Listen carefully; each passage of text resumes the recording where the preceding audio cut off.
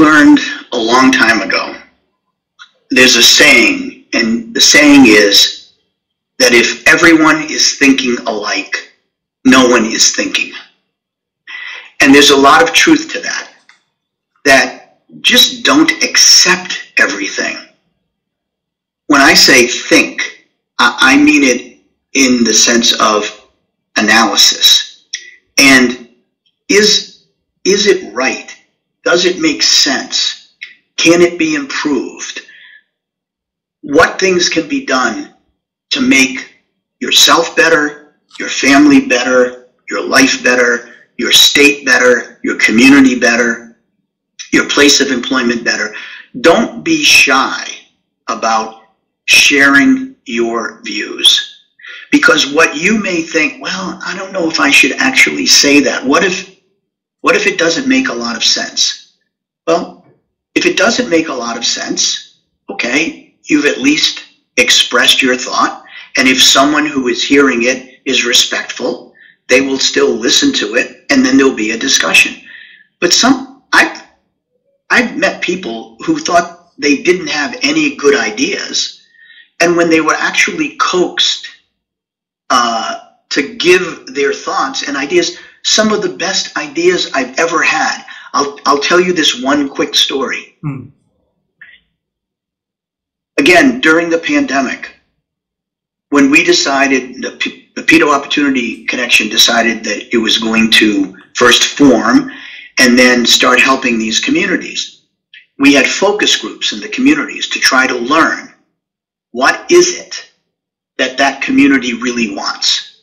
Because there are different communities. What do they actually want?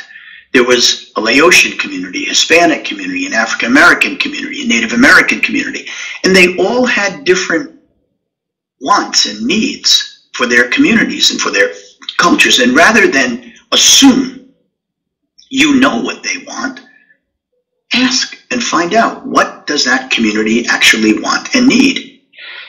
And I went to all of those meetings, and it struck me that there were no young people there. I mean, teenagers, high school, they just weren't there. And I said to the leaders of the community, why aren't the young people here?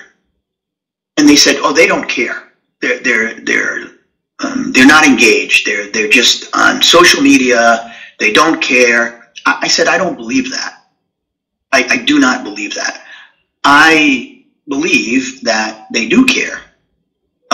Maybe they're not being given an opportunity to express their views, to have their voices heard, but I believe they care. And I said, I'm going to come up with a way to test this. And so we came up with an idea. It's called the Transform Rhode Island Scholarship. And what it is we ask the students this question. It was open to all the high school students in our state. This was the question. If you had $1 million, how would you use that money to improve the lives in your community? What would you do if you had $1 million? And the students could write an essay, they could do a PowerPoint, they could do a video, they could do whatever they wanted, and they could apply. And there were monetary scholarships. If you win, you got a scholarship money, ranging from $25,000, which is a lot, to 10 winners. But the really, really great thing is the winner, the person who came up with the best idea of how to improve the community if they had $1 million, is we take $1 million of our money and we implement that idea. So the student's idea becomes a reality in the community. And we have now done this for 4 years. This is our 4th year. And each year, a young student comes up with an idea that will help transform his or her community, and we take $1 million and make that idea into a reality. So those students said, this changed our lives. We really didn't believe that we could do something like this. And even if the student didn't win, any of the scholarships. The fact that they went forward and gave us their ideas, it made them feel creative. It made them feel, I am having my voice heard by someone. And it has uplifted the entire community.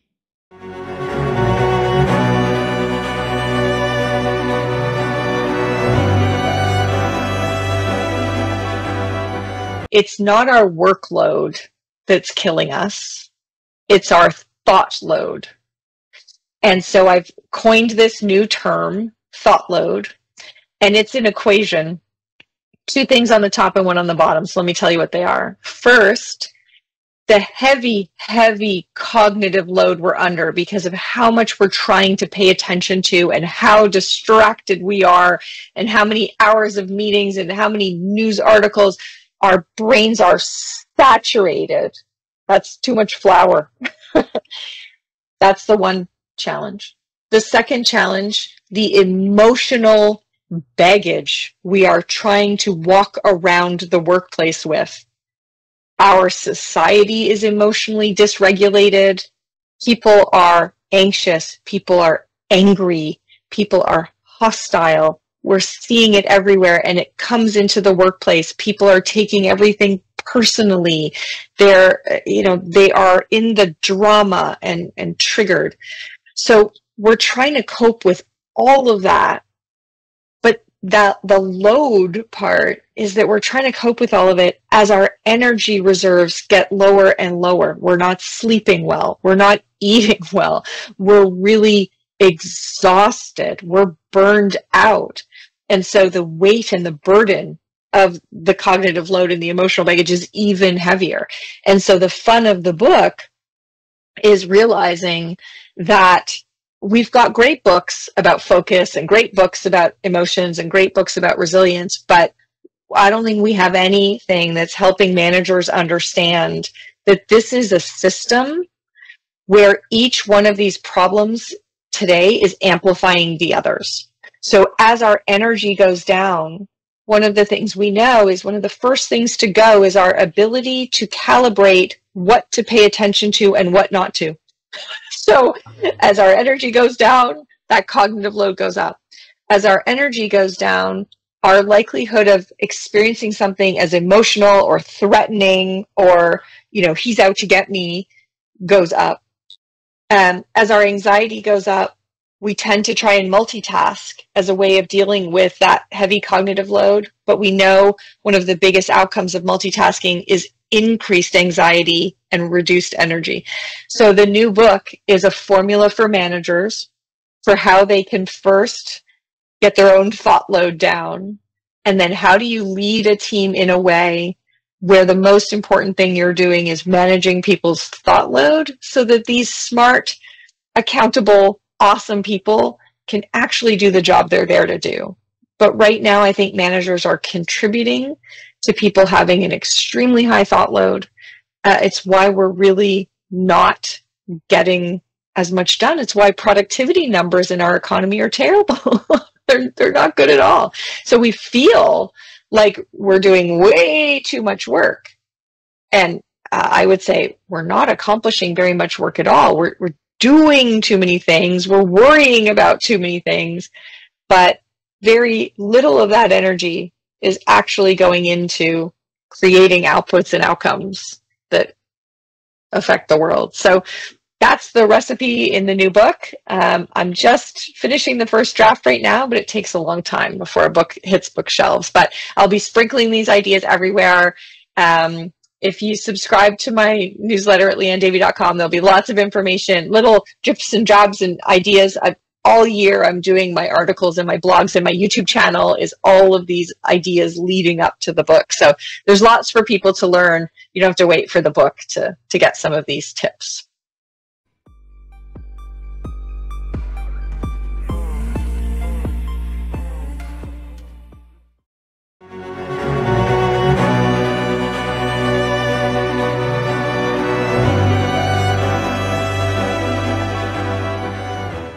So when I was a little girl, very young, up until primary school, so when I was 6, 7, 8 years old, my family would come up to Cape Cod in our country, which is a part of Massachusetts that sticks out into the water. There's lots of beaches, water, the ocean. My grandparents, my mother's side grandparents, lived here on Cape Cod, sort of where I live now.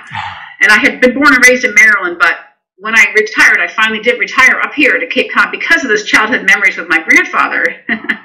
So my granddad had a rowboat, and he would take me out when I was a little girl. My grandma would make us sandwiches, like peanut butter and jelly sandwiches, and my granddad would row the boat out into the bay, not the ocean, but a bay about a mile or two long, like the one I live on now.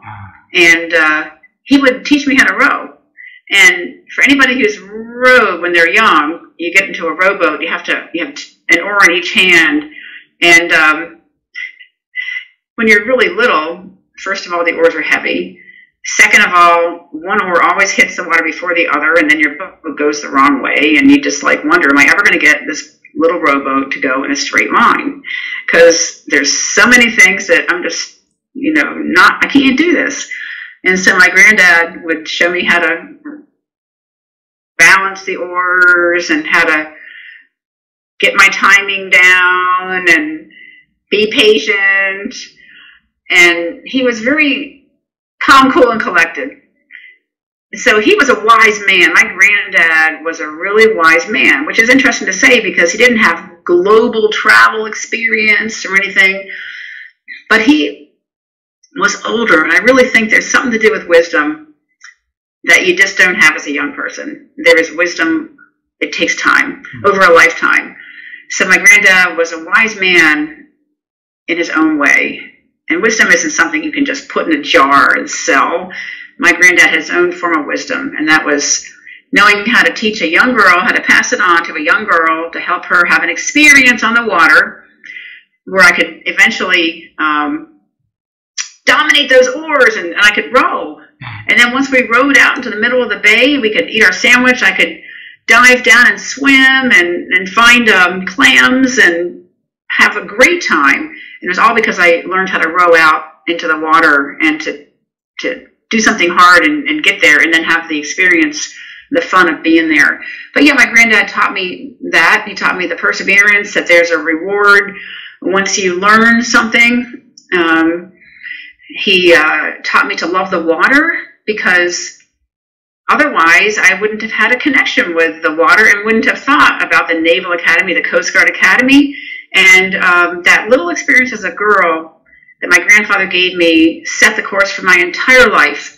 So what I would say is, for anybody out there who's watching right now, there's somebody in your life who's younger than you, who's more inexperienced than you, who's less capable than you, that you can guide and mentor and pass on your wisdom. You might not have a whole lot of wisdom, but you have got more than they do in different ways. So I would challenge people to find a way to pass on something to somebody else who needs it, either at work or at home, a young little girl like me or an older person that needs some encouragement. So there's all kinds of ways you can pass your wisdom along, and you never know what kind of an impact it's going to make. And my granddad taking me out on the ocean, on the water when I was young, set the course for my entire rest of my life. And he would never know that he had made that impact on me because he ended up dying before I graduated from the Coast Guard Academy. So he never knew the impact he made. And so that's another thing about this delayed gratification. A lot of the things you do today, you're not going to ever see the benefits from, but you have to look inward and do what's right, do the right thing, and understand that a lot of what you're doing is planting seeds for the future. And that's what it's all about, is giving back the wisdom. And it doesn't mean you have to reap benefits from it. You need to learn to be selfless, and that's where that self-reflection comes in, like time in the pool, the time I've spent on sailboats, reflecting back on who I am. And then at this older age of life, that's why I wrote the book, is to give back the leadership lessons and maybe some of the wisdom that I garnered during this 40 years serving in uniform.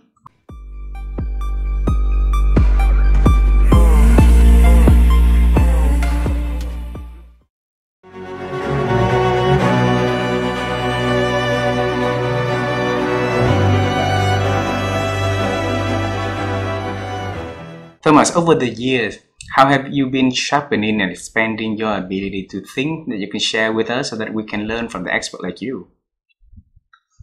Well, I mean, I think the first thing is that learning and thinking to me belong together, right?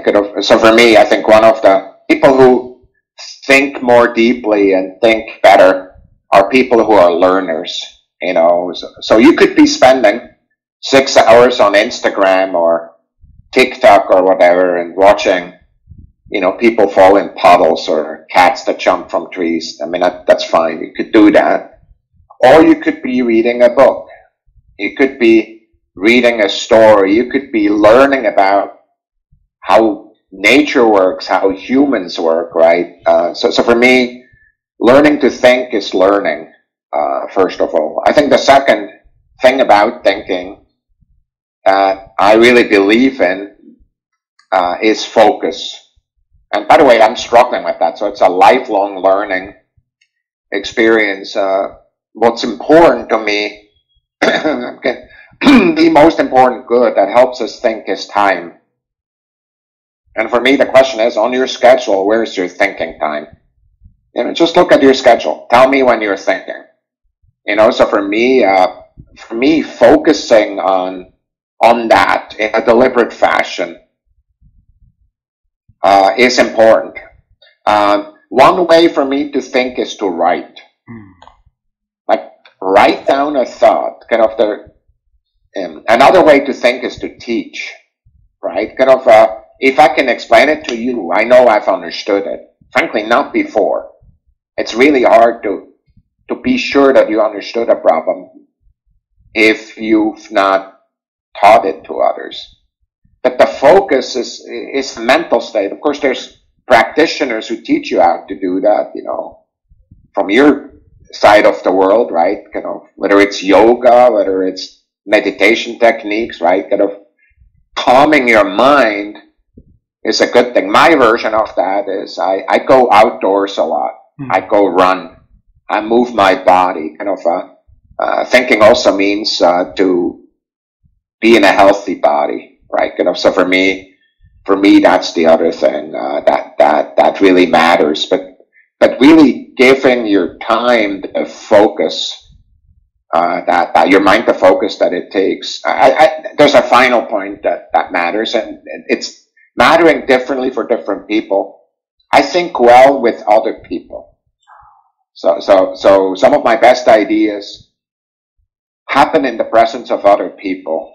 Not everybody is the same. There are people that need to be for 24 hours by themselves, then they have the best ideas. Or they have understanding. Again, I need my alone time too, but if it comes to thinking of new ideas, often it has to do with interaction of trusted individuals other than me. Also people who think differently than me. So that's another element of it. I mean, so those are the pieces. I just, the rule that I really always say, whether it's about thinking or about other things, show me your calendar and I'll tell you what's important to you. So if you say my goal is to do X and Y, your calendar does not show that. It's not important to you. You just talk about it.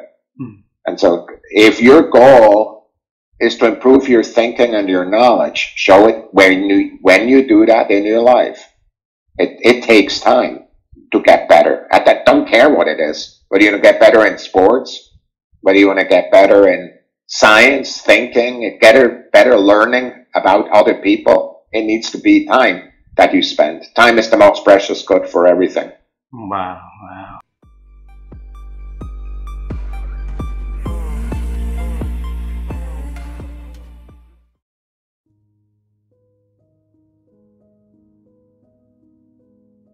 Well, I think in every one of those moments for me, I can now look back, perhaps through my wisdom gear, and see all of the little things I was doing every day to prepare for that moment. Wow. So I'll give you an example, because a lot of young students come to me. We're right next door to the University of Michigan, and a lot of students hear about me. They reach out. They want to come talk to me. They want somewhat ask the same kinds of questions you're asking, but they're in their early 20s at that point. And they ask me often, what advice do you have for me as I go out into the work world? And I tell them that the most important thing I learned to do when I got my first jobs is to do this, to raise my hand and volunteer for things. And I say, let me tell you how that worked for me. And part of it was, I think in the back of my mind, I always knew I wanted to have my own business. That was just a kind of a bucket list goal for me. And so I said, you know, I was a programmer. I was a technical person. I had studied computer science at the University of Michigan.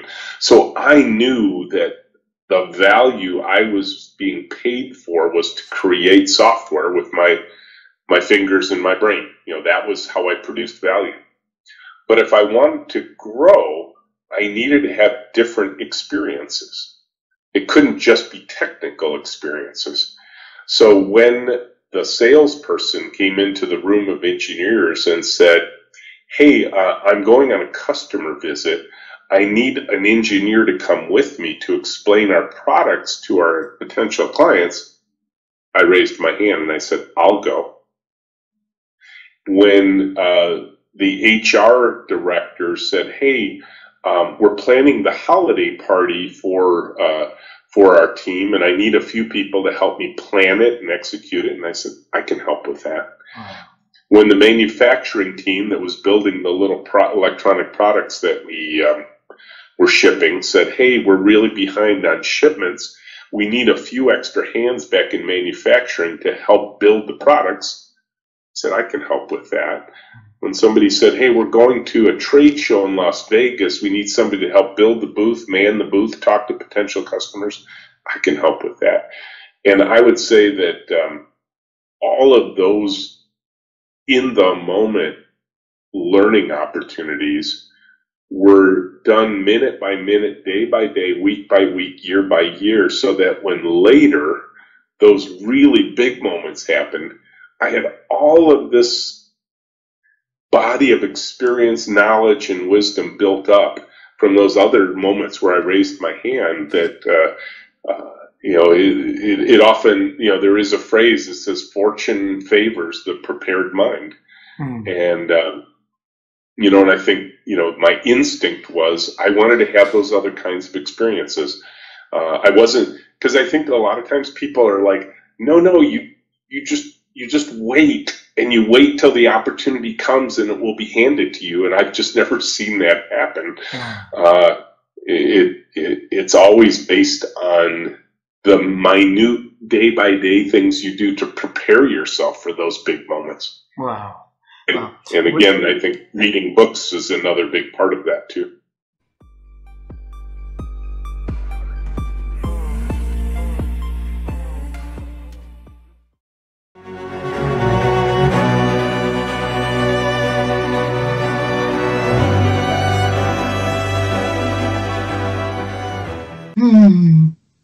I will bring Miss Marsha to this conversation because I had the pleasure of having Marsha as my guest at the LinkedIn Live that I do once a month. And just about the end of the conversation, I said, Marsha, so what's your message? Just exactly the question you asked me. And Marsha, being such an experienced and absolutely fantastic coach, she got quiet for a second and then she said, be patient. Be patient. She said, be patient with yourself. You're not going to become an MCC coach overnight. Be patient. Be patient with your clients. They will not get the absolute every possible benefit of coaching in their first session. Be patient. Be patient.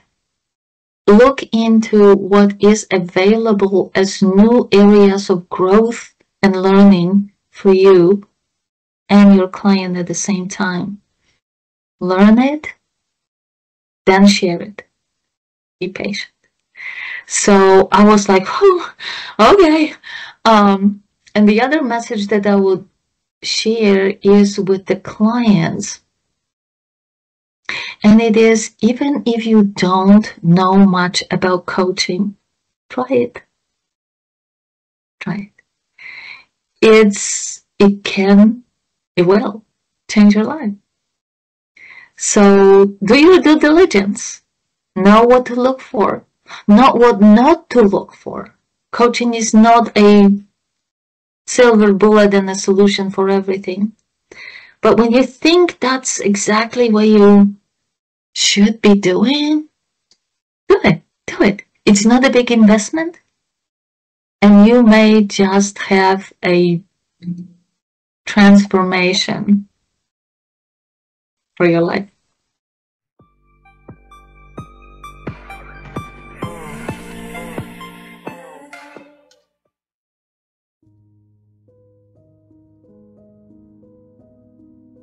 So success is a terrific word. We just use it wrong. So success to me. So let me deviate from achievement. Achievement is something you did that you should be proud of. But if you achieve things, you expect to continue to achieve them, and the expectation of continued achievement leads to a lot of anxiety and problems, and that is not success. That is the root of mental health issue. It's why pro athletes that seem to have everything on a silver platter, they crumble under that expectation. And you have helicopter parents and everything all the way from the ground up that can make that really challenging. To me, success is the ability to invest time in stuff you love. And that is the only qualitative definition that I'll ever subscribe to. Because that definition sounds like it should change over time, because it should. My definition, I'm a simple guy, right? Like, I love science, I love my career. I play golf, and I like to try to stay in shape, and that's really about all there is to me. Like, I don't have a lot to me there with it. Pre-kids, I was like, I think if I practice as hard as I possibly can, maybe I can be a pro golfer. But like, my brain totally could allow that to happen. I mean, I'm not that good. So definitely not that good. I'm not good. Tiger Woods is not talking to you on the phone right now, but I was like, man, if I just practice like really hard, maybe I could go pro. And then I realized, like, I love golf. I really love golf. It's an incredibly challenging, physically, intellectual thing. I mean, I hate it just as much as I love it. Oh my gosh, it's so frustrating. But like that's enjoyable to me. I think maybe not. I don't know. Maybe it's a sunk cost. I have kids, and playing golf. To be good at it, it's a lot of time. I mean, you have putt and chip and bunker shots and iron shots and drivers and wedges and everything in between. And, I just don't have as much time to play. And I still want to be good just as much as I possibly could be, ever. But, like, I play maybe a 9-hole round. I'm like one day during the week, and 18 holes. I'm like one day on the weekend. So, like, pro golfers are playing every day. Not going to be me. I don't have that time. So I got to adjust expectations, right? Like, I'm just not there. Because my priorities are like, I might play golf on Saturday morning at, first thing with the first tee time there, but I'm going to spend the afternoon not chipping and putting. I'm going to go run to the park with my kids and chase them and play ball or whatever we're doing there. And, that definition of success is not what I thought it was 10 years ago, right? Like, success to me was making a ton of money and being important. And then, you get to making the money you thought you wanted to make. Maybe it's not $10 million a year or something like that, but being important. And you're like, what does important mean? What is important? Like, and you start asking yourself all these questions. At least that's what I did. And, especially as I'm watching myself, if you asked 24-year-old Justin what he wanted to be doing, you'd be looking at the guy that he wanted to be right now, right in front of you there. And the guy talking to you has a lot of regrets from a lot of time he spent on the road, all over the world, all the time that I couldn't spend at home that I wanted to, because I didn't know I wanted that. I had no idea. I had absolutely no idea that the career that I was taking on had so many nuances to it in terms of being places, physically being places. I had to be places to do what I'm doing right now. And when you're doing that, your children are at home and they're getting into sports and they're trying stuff. And there's this, I call it the dichotomy of success, right? And that's why I hate this word, where maybe I'm professionally successful more than I ever thought I'd be, but I suck at home. I'm being a crummy dad. Maybe I'm not being a crummy dad. Maybe it's okay. Maybe I'm being an average dad, but is average okay? Is that what, when I'm 70 years old, what am I going to care about when I'm 70? I'm trying to predict who I'm going to be 40 years from now, right? To determine my level of happiness. And you're just like, holy cow, this is way more complicated than I thought it was. And I realized really quickly as I started kind of navigating that this is a really, really loaded topic, where if your day-to-day life is spent chasing something where you think being rich and successful or whatever it is something that isn't compatible with what your value system is, you can't ever be happy. Because success, you don't want to be successful, you want to be happy. Nobody actually wants to be successful. They want to be happy. But they think being successful allows them to be happy. And that game is dangerous, really dangerous. And I learned that, and I'm not good at playing it, by the way. I'm still consistently, the same as all of us there. You're fighting I want to do this, but I need to do that, and I got to do this, but I need to be there, and all that stuff. And there's no easy answer to it. But that difference of, where when I'm 25, I want to see the world, I want financial success, I want to be physically in shape. I mean, for me, that was what was important. And you achieve that, and it's like, now what? Doesn't mean I'm happy. I've achieved something. And so I knew right then and there the achievement was not going to do it. It was not the game for me. Like you achieved something. No. I'm happy when I'm spending my time in something that equates or is moving me towards what I think is successful. And I was like, okay, for me, that's being athletic and being healthy and seeing the world and spending time with my wife and blah, blah, blah. And once your definition of success starts to deviate from your day-to-day life, that's when it gets hard. That's when you get frustrated, when you can't control your life. And I look at a lot of people that are amazing people that are just, they have grit and perseverance and stuff. A lot of traits that I wish I had better myself, but they're just not in a position where they're able to achieve the stuff that they think is valuable to them there, and they struggle. There's mental health. There's just flailing. They're drowning in their day-to-day life, and they're miserable. And the unfortunate thing, especially in America, the unfortunate thing is that there's a lot. I mean, I couldn't state a number to it there, but it's probably half the people in America are probably in that boat in some way, shape, or form, where they think they're expected to be here and they're over here. And over here is probably totally fine. But you have a house and a family, and your people, your kids, your daughter and your son are healthy, or whatever it is. But they think they're supposed to be here, and you live every day thinking that you're not fulfilling some requirement that you didn't make up. I don't know who made it up, but someone said that you should be over here, and I'm like, I think I need to say something, just because I'm a regular guy and I've fought through it myself, and I've looked at it, and I've had some really good role models that have had a really strong influence on my life, and I don't know, they've opened my eyes to a lot of stuff that I'm not perfect at it. I think my TED Talk talked a lot about it there, where I suck. I absolutely suck at doing this, but I'm aware of it. I can always talk about it.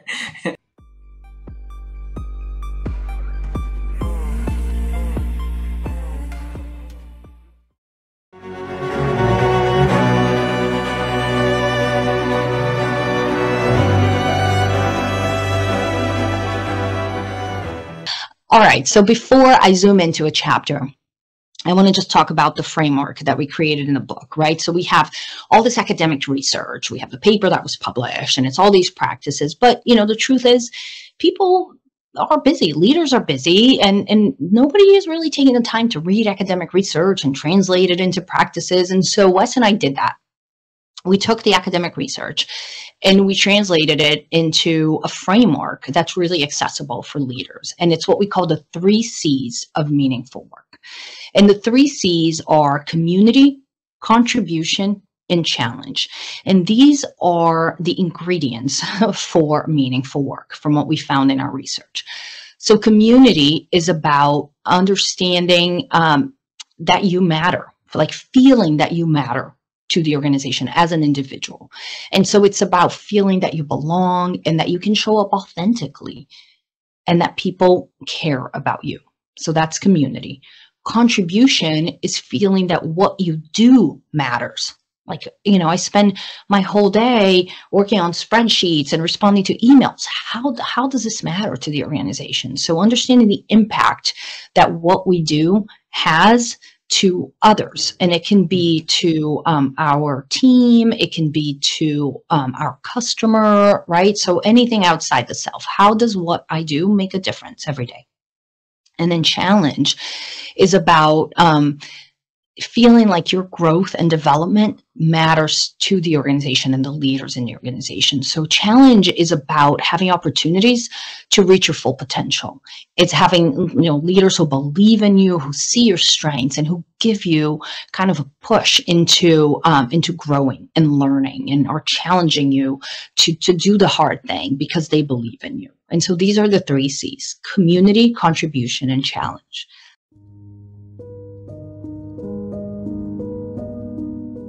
So how have you been growing your ability to think over the years? When Randy and I were starting the Entertainment Technology Center, before we had students, we would fly out to California and meet with the heads of all these companies that we knew that our students would want to work for. And so we went out and we met with Pixar.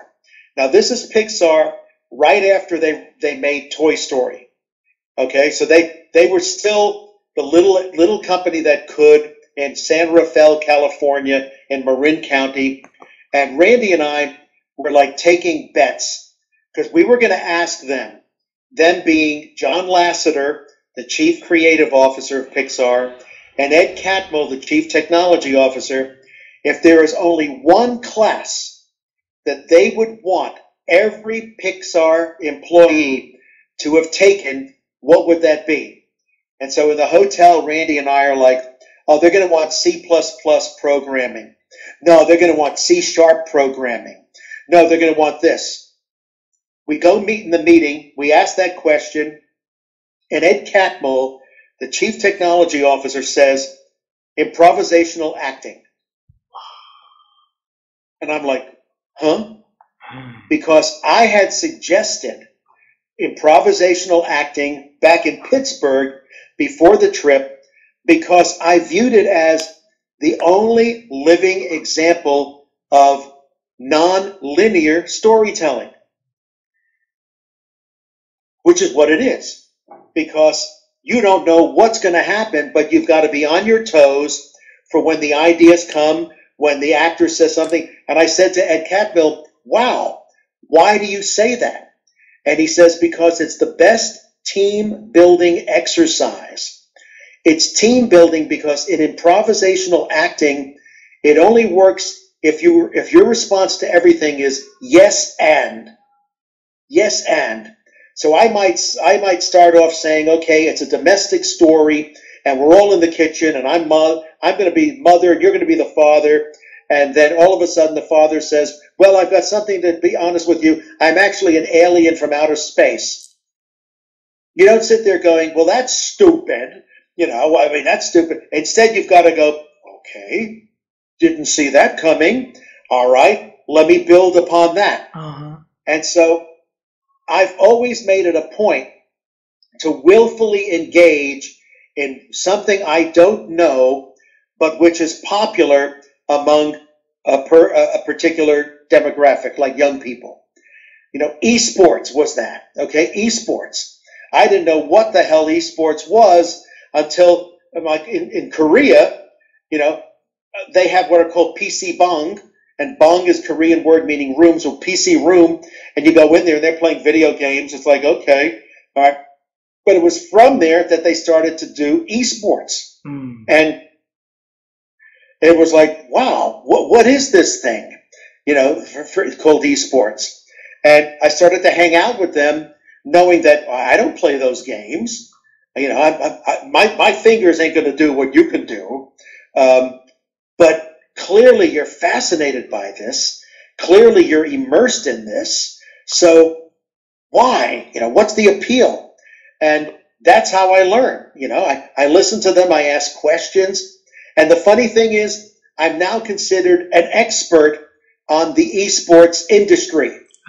I don't play the games, but I can tell you where the money is. I can tell you what are the up-and-coming games. I can tell you what the teams are. I can tell you the best tournaments and all that. So, and all of that is by approaching people that know more than I do, saying, teach me or let me learn from you.